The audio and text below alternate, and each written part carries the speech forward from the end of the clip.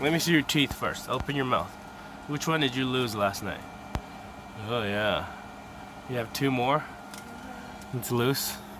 I don't want to hold it. Can I see you? Show me in the bag then. This. There it is. Lost that tooth last night. Did you lose a tooth yesterday too? Show me. Which one was it? Ah, wait. Oh, that bottom one is coming out so far already.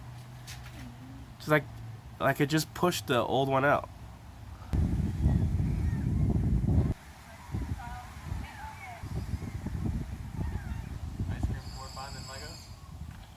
So a lot of people want to know why we chose our truck and truck camper to come down to Baja in Mexico. But there are actually several reasons for that. And even though I don't think our truck and truck camper is the only vehicle that a family of 5 and a cat like us can take down to Mexico, but I think it's one of the best ones. Our previous vehicle was a 2007 GMC Savannah 2500. It was a 3/4 ton extended full-size van, and it was a diesel. It was one of my favorite vehicles, and we were really sad that when it broke down in Canada last summer, that our best choice was to get rid of it. And at the time, the only really option I had was to go to a pickup truck. So back then, I bought an F-250 standard size bed, quad cab, or crew cab I should say, out of Montana. Great truck. I don't have that anymore. We knew after spending so much time in Alaska, we want to be able to explore into deeper places where a truck and trailer or a vehicle towing a trailer just simply cannot get to. And we also knew that some of those places are going to require four-wheel drive. And obviously the easiest way to get a four-wheel drive vehicle is to get a truck. If you want to get a vehicle that can tow a significant amount of weight, truck is obviously the way to go. So that's why we ended up with the F-250.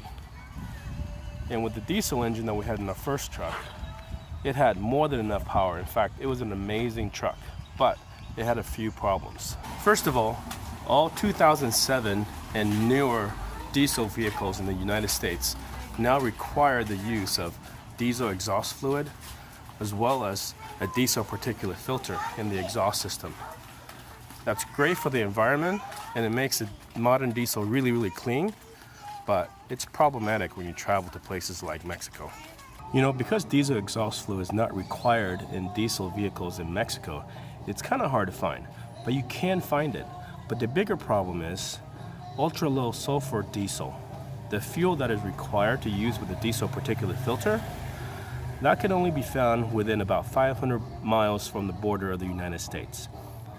South of that, ultra low sulfur diesel basically goes away. And what you're dealing with is standard low sulfur diesel. Ultra low sulfur diesel has roughly the sulfur content of about 13 parts to a million, whereas low sulfur diesel is in the neighborhood of 500 parts to a million. So if you do your calculations, you'll know that it's about 40 times more sulfur in low sulfur diesel versus ultra low sulfur diesel. You know, the added sulfur is not a problem for the engine. The engine actually quite likes it because sulfur is a lubricant. So it actually makes the engine run better, but the problem is the exhaust.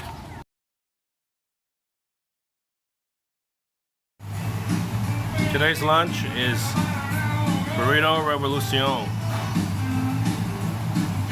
You wanna know something? This place is pretty good, but they're taunting me with this.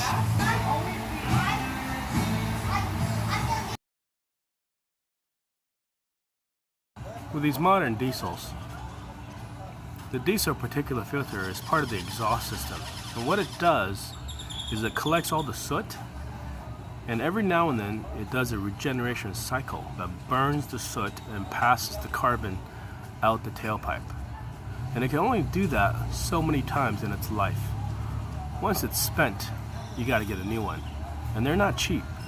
They're somewhere in the neighborhood of $6,000 to $8,000 to replace them when you're done. Yeah, it's true. It could get cheaper in the future, but for now, that's how much they cost.